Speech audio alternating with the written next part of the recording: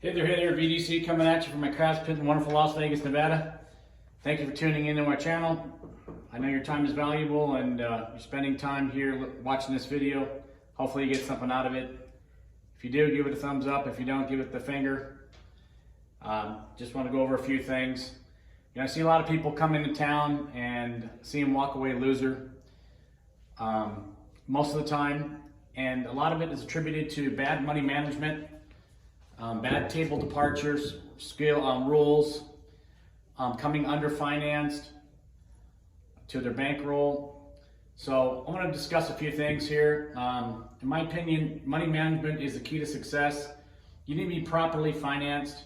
You need to have the correct table buy-in to your overall bankroll.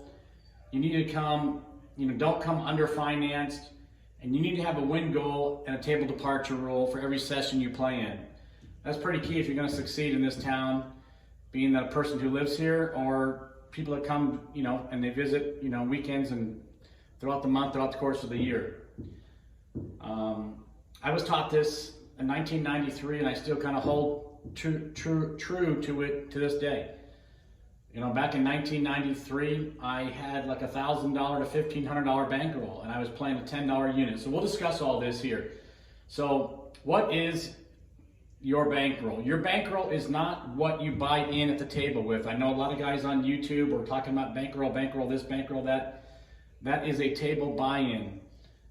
It is not your bankroll. Your bankroll is what you have for gambling, and that could be your craps set aside for craps. It could be a shared bankroll that you might use it for roulette, you might use it for baccarat, you might use it for sports. In that event, that all needs to be taken into consideration when you're breaking things down. If it's strictly for craps, so your bankroll is your overall money for gambling. So if a guy has a $25,000 cash set aside in an account, in his 401g, so to speak, his gambling account, well, then that guy could play at a $250 unit and buy in for $2,500. We'll discuss all this here in a second, but so that is your bankroll, is what you have for gambling. Say this person here only had $1,000. We would need to divide this by 100 to have enough cushion in case you were to run into a couple of consecutive session losses. Okay, so you want to divide your bankroll by 100, and that's going to be your unit size. So 100 divided by 1,000 is a $10 unit. So on the 4, 5, 9, and 10, you're playing $10, and you're playing $12 on the 6 and 8. Your table buy-in is approximately 10 units, depending on what kind of strategy you're playing. I play a couple levels of Trendsetter, 10 units, 10 to 20 units is sufficient. For one level, it's 10 units. I can get away with 15 units with 2 levels of Trendsetter, 20 units with 3 levels of Trendsetter. So have a plan. Your win goal should be 4 to 6 units. In this case, 4 to 6 units, 4 times 10 is $40. 4 times 12 is 48, so 4 to 6 units. So this guy here with a $1,000 bankroll buys in, he's playing a $10 unit, he buys in for $100. He's looking to make $40 to $60 for that session and then get off that table after his next loss. He wants to lock in those 4 to 6 units, okay?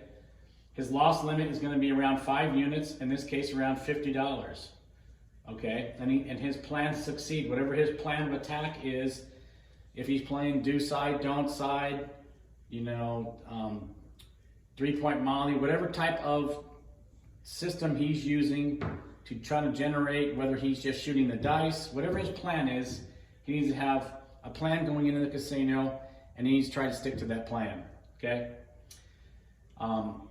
Your goal here should be to retain these 4 to 6 units, get off the table, write down your notebook, table 1, Bellagio. Obviously, you're probably not playing a $10 unit Bellagio. Maybe you should say Fremont Street, Fremont, plus 6 units, plus $60. You want to accumulate those 6 units, and you want to keep adding them up. 6 units, 10 units, 15 units, 20 units. You're going to have the occasional big wins. You're going to walk into some sessions where everything just goes right.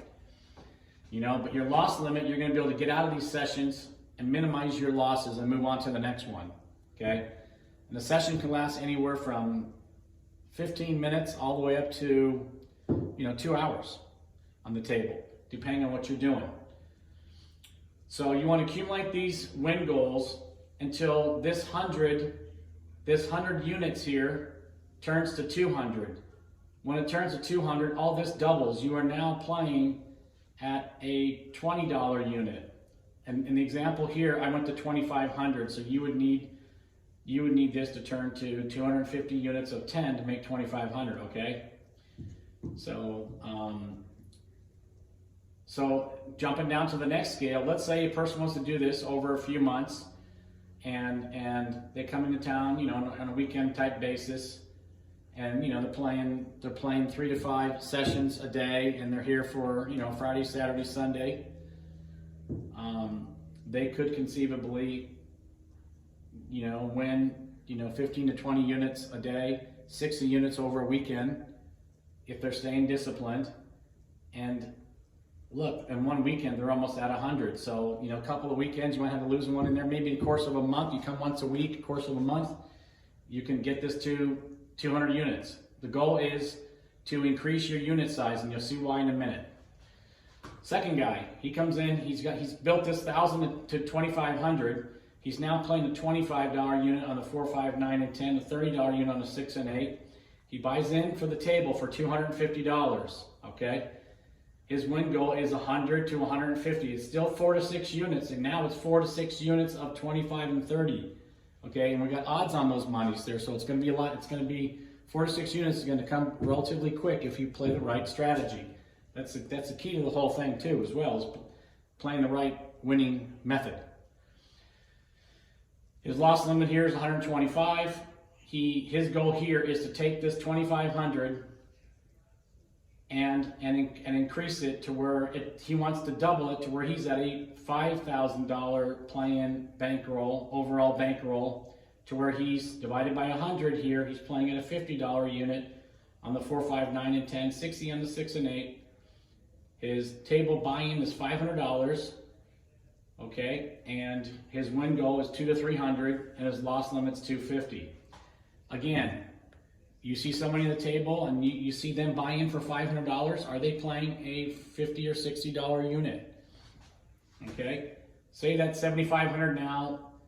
You've made instead of making 100 units, you've made 50 units. Well, 5,000 and 2,500 is 7,500. Now you're at this level. Your gambling bankroll has grown to $7,500. Your unit size divided by 100, you're now at a $75 unit on the 4, 5, 9, and 10, and a $90 unit on the 6 and 8. Your 10 unit table buy-in now is $750 buy-in. How many people that you know that buy into the table for $75 for $750? Lots, right? Are they playing a $75 to $90 unit? Probably not. They probably are not. So they're not doing things right, or they got too much on the spread. A lot of this is based off of just making 1 or 2 bets on the table. Okay. Obviously, if you're playing across and you're not going to have 75 and 90 on the 6 and 8. You're looking at 75 and 75 is 150. That's 300 and 150. It's $450. You need a 0.7 out, and you've already cut in 450 of your 750. That's not going to fly. You're not going to be able to do a cross betting strategy with a 10 unit buy-in. Okay, so maybe you're playing the wrong strategy.